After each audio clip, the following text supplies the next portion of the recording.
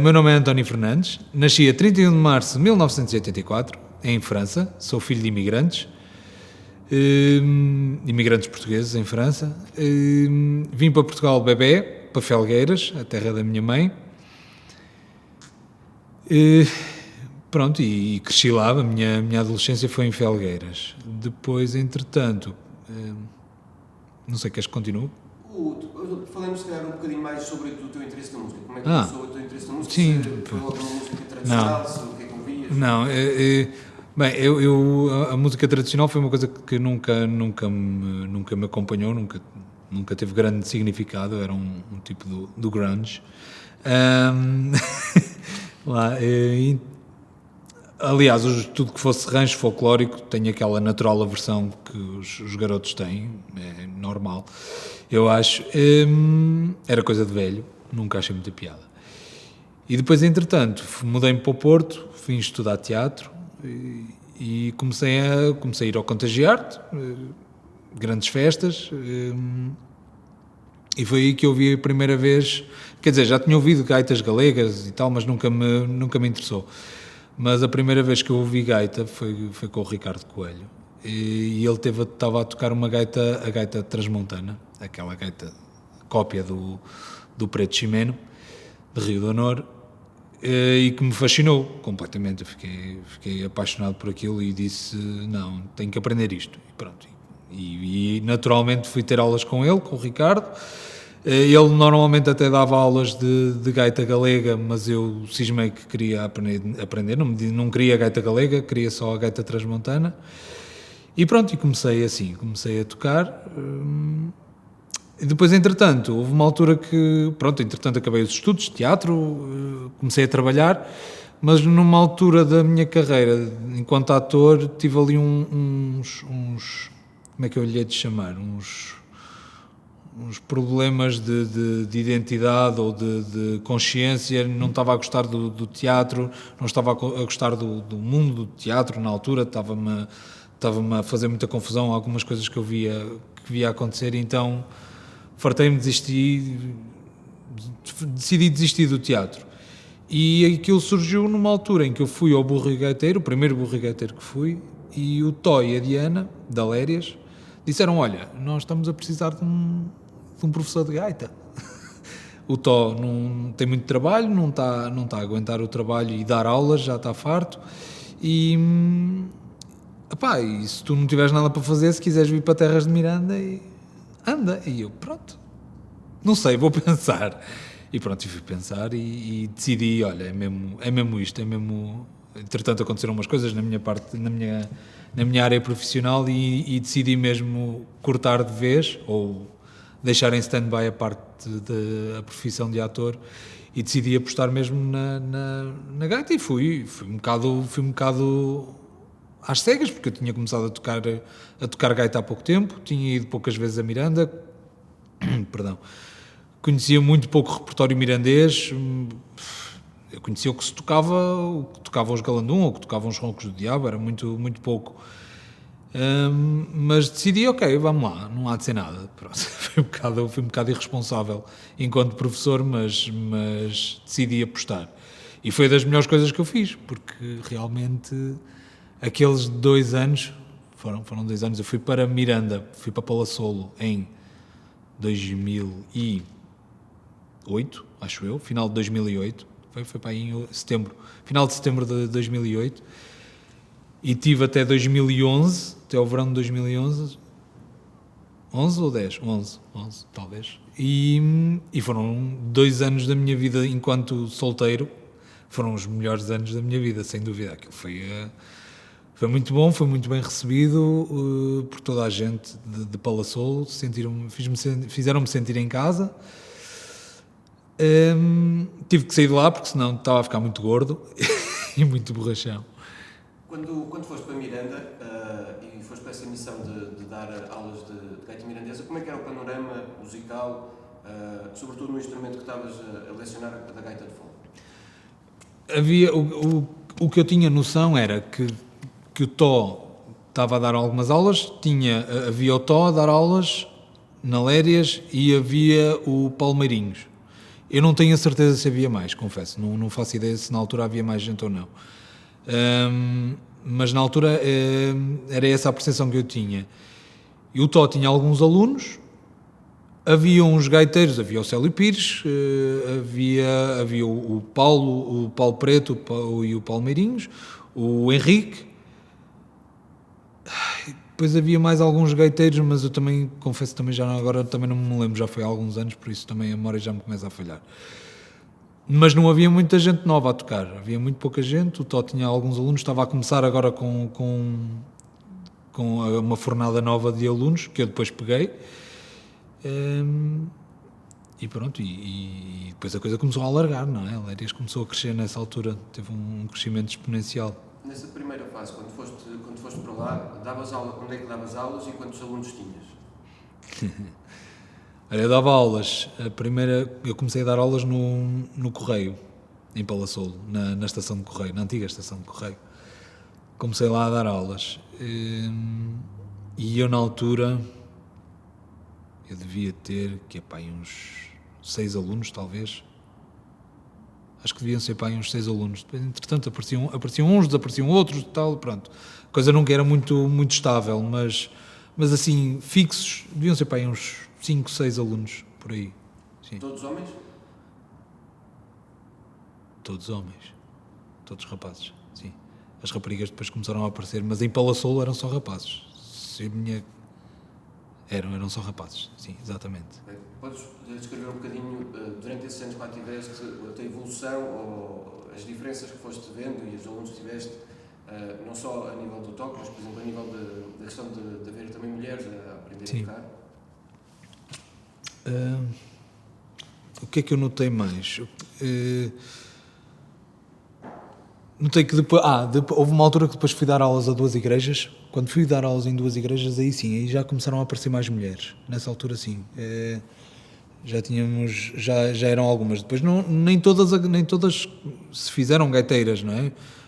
Aliás, isto é preciso ter sempre essa ideia, porque a maior parte das pessoas que se inscreviam depois não acabavam, não tocavam realmente, depois cansavam-se. Havia muita gente mais velha, a partir dos 40, 50 anos para cima, e em Palassolo havia os garotos, e esses é que me enchiam de orgulho. Os outros também, claro, obviamente, mas os garotos é que era aquela grande conquista, não é? Porque tínhamos miúdos como o Daniel e principalmente o Daniel e o outro miúdo, como é que ele se chama? Também foi teu aluno. Sim, o Armando.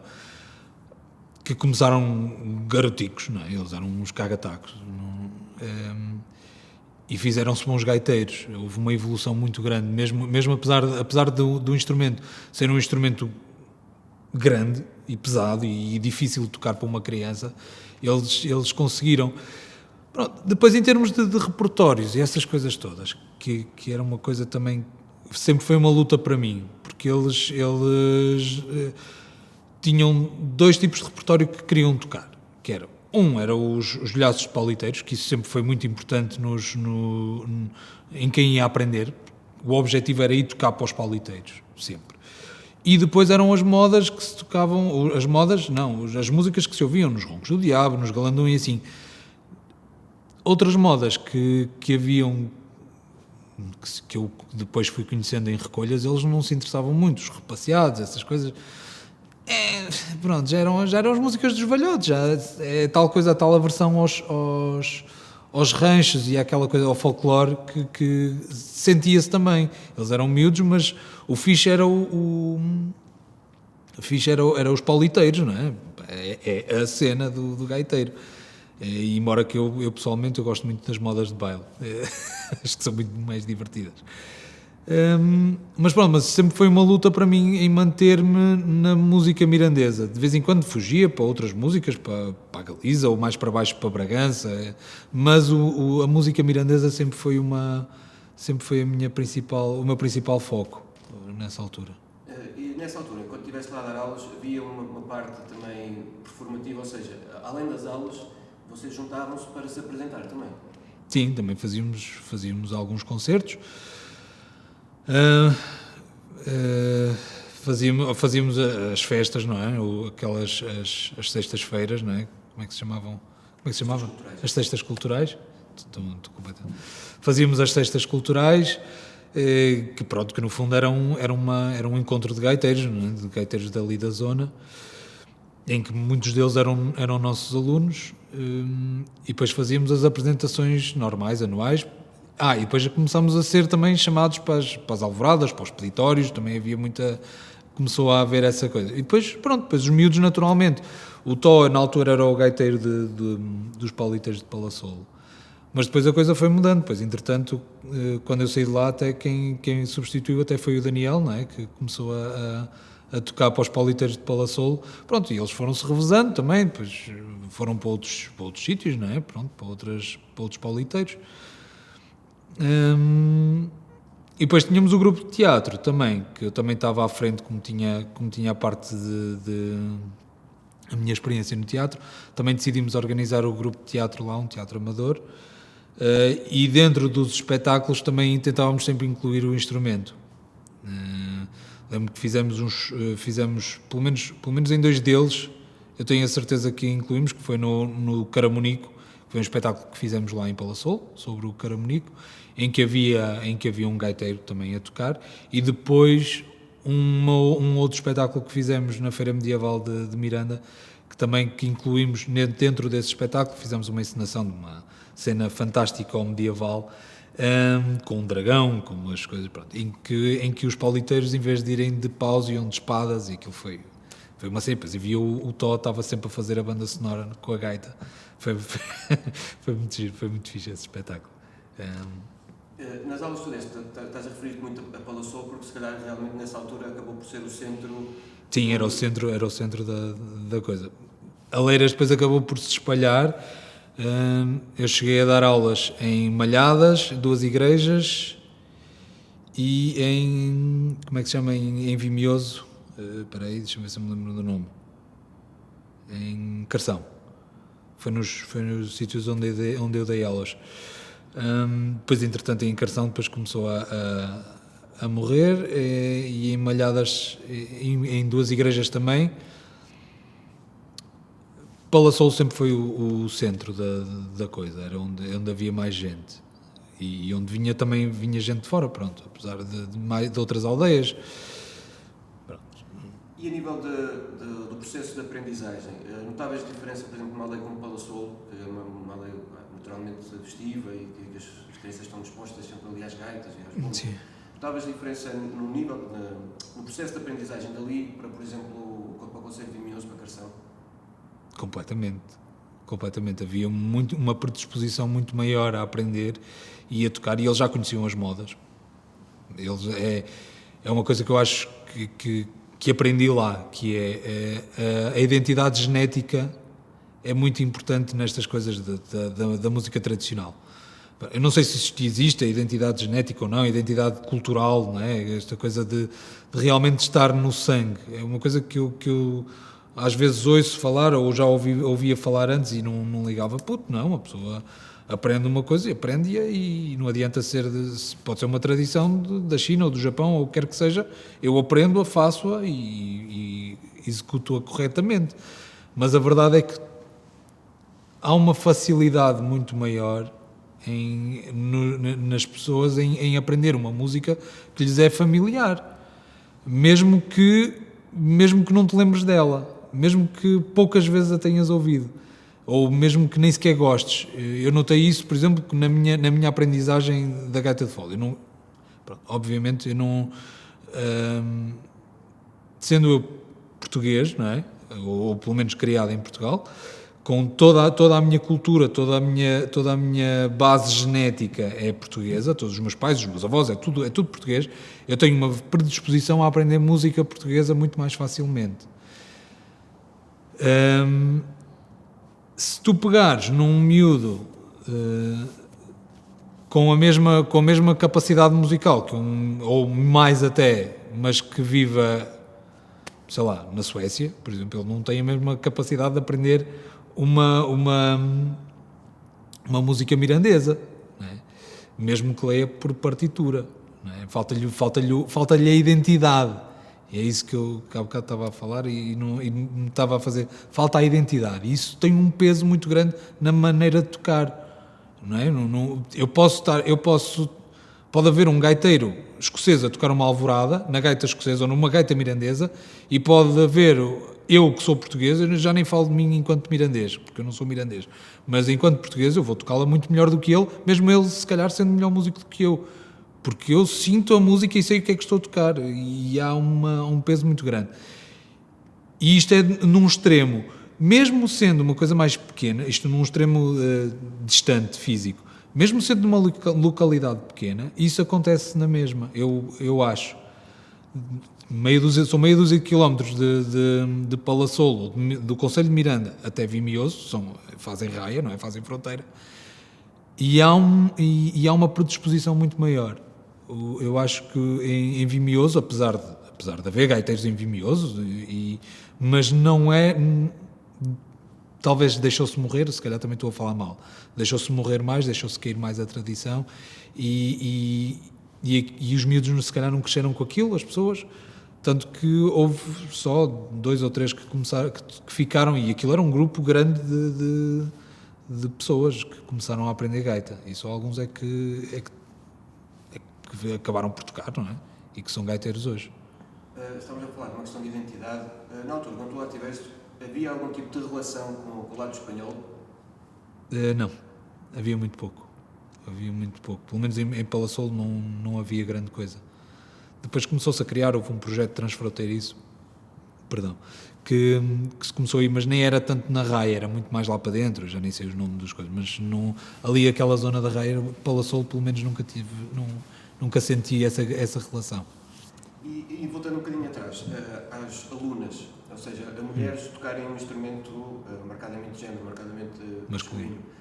Qual é que foi a reação mais lá, ou seja, das pessoas lá, mais novos e mais velhos, a mulheres a tocar gaita, e como é que essas mulheres, ao tocarem gaita, qual é que era o posicionamento delas? Naturalmente, se calhar seria de orgulho, mas descreve-nos um bocadinho esse processo. Agora tens que me deixar pensar um bocado nas situações.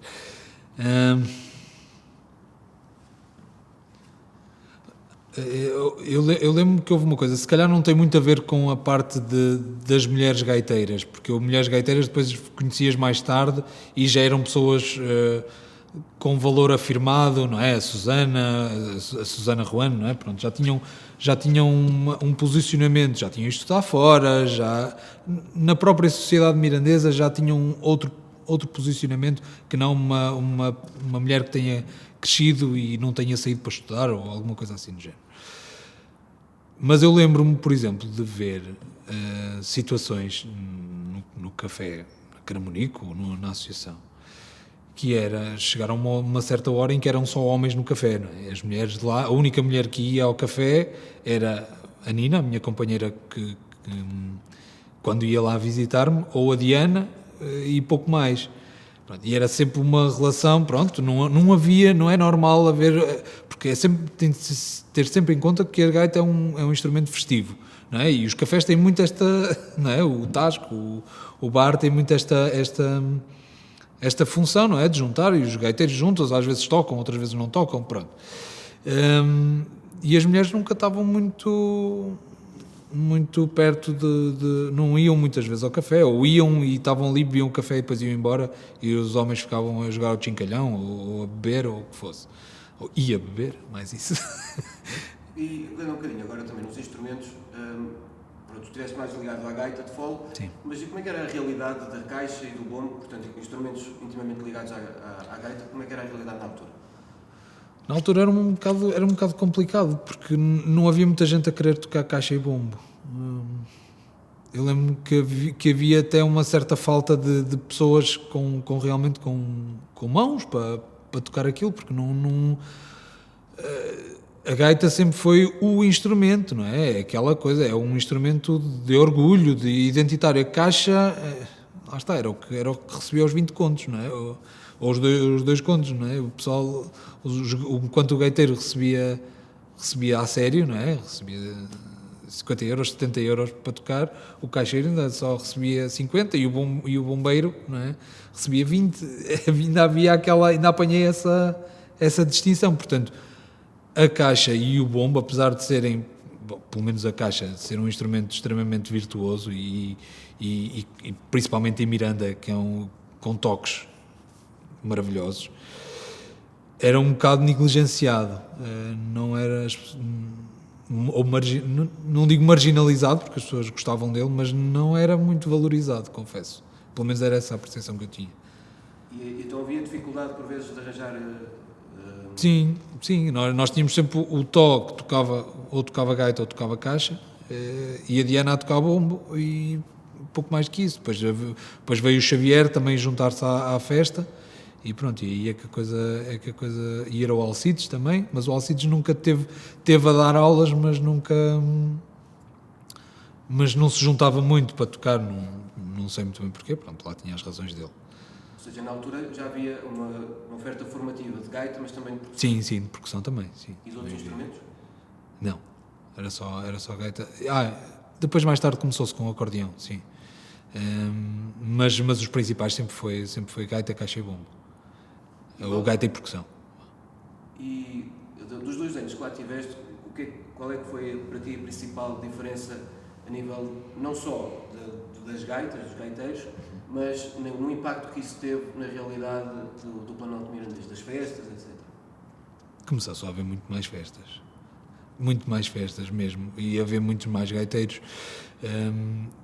Eu tenho é uma coisa que me dá bastante gosto, que é quando cheguei lá havia poucos gaiteiros a tocar, e quando me fui embora a coisa já estava preenchida.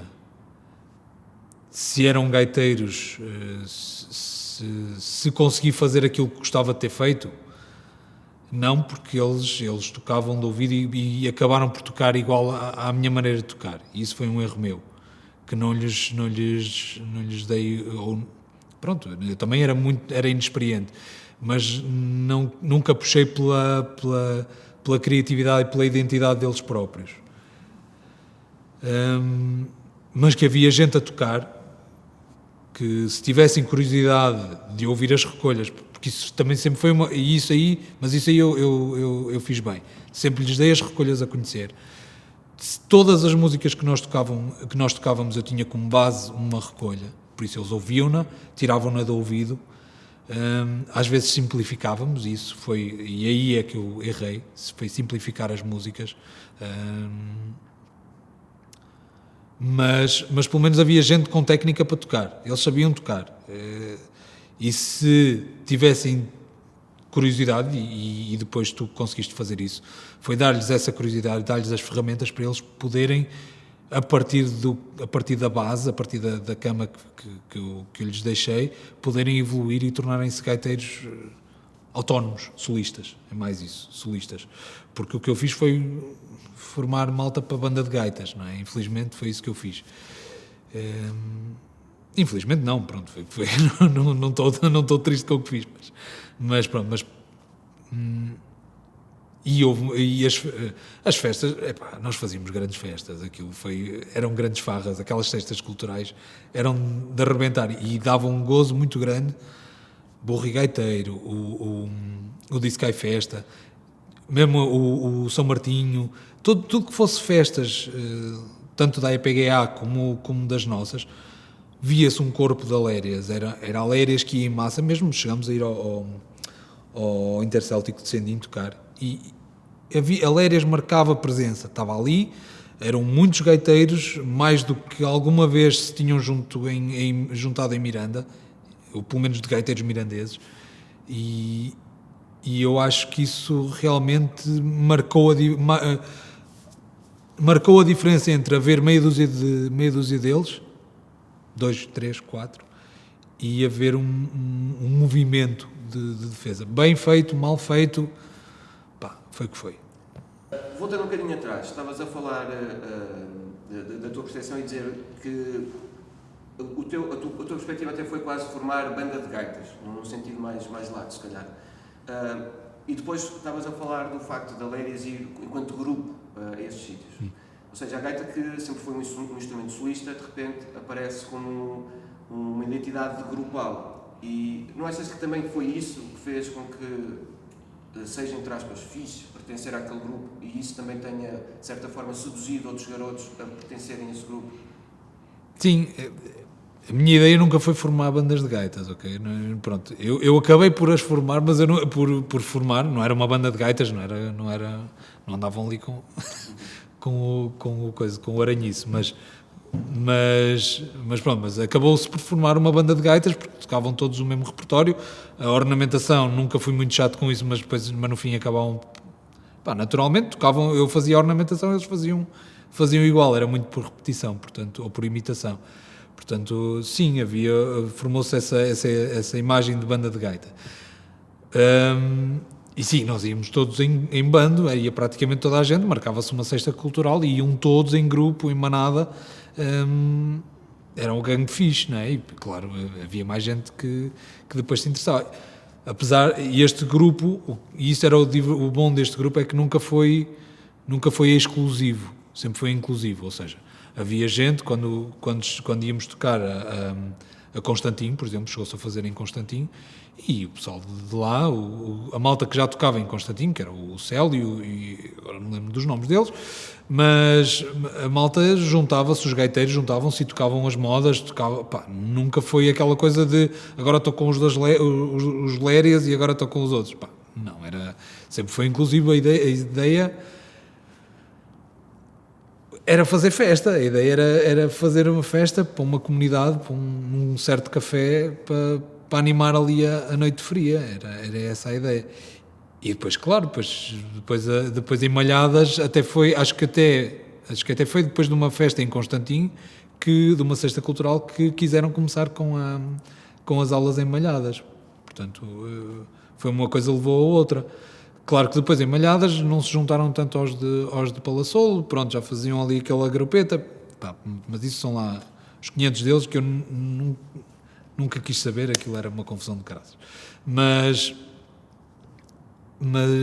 pronto, mas era fixe pertencer àquele grupo, ao grupo dos gaiteiros, era porreiro. Tendo em conta que acompanhaste este processo, agora estamos a falar numa escola que acaba por ser, pelo menos ali em Miranda, uma escola mais formal, ou mais próxima de uma escola formal de música tradicional. Uma vez que acompanhaste este processo desde o início, qual é que é a tua perspectiva da música mirandesa, no que diz respeito a estes instrumentos, daqui a 50 anos, por exemplo? Olha, se queres que diga, não sei muito bem. Porque não, sei lá, também nunca pensei muito nisto, a verdade é essa. Eu acho que vai estar melhor do que o que estava, do que o que esteve agora nos anos 90, não é? na fase de imigração, mas eu acho que também que isto é tudo muito cíclico e muito difícil de prever. Porque, por exemplo, agora estamos a enfrentar esta história, não é? Da pandemia. Daqui a um ano, talvez sim, talvez não, mas o país entra em colapso financeiro. O que é que vai acontecer? Quem esteve a aprender em Miranda, quem esteve a aprender gaita, pessoas que agora têm 20, que estão a entrar agora no mercado de trabalho, se calhar não vão estar aqui para ver o colapso da economia, não é? Se calhar vão-se passar ao fresco. Se calhar vai acontecer exatamente a mesma coisa que aconteceu nos anos 80 e nos anos 90, que os gaiteiros vão-se embora e ficam por lá, ou alguns voltam, outros morrem, outros, sei lá, não sei, não faço ideia. Mas é tudo tão imprevisível e tudo tão cíclico que acho difícil prever. Neste momento está melhor do que o que estava, sem dúvida. Está melhor do que quando eu cheguei lá.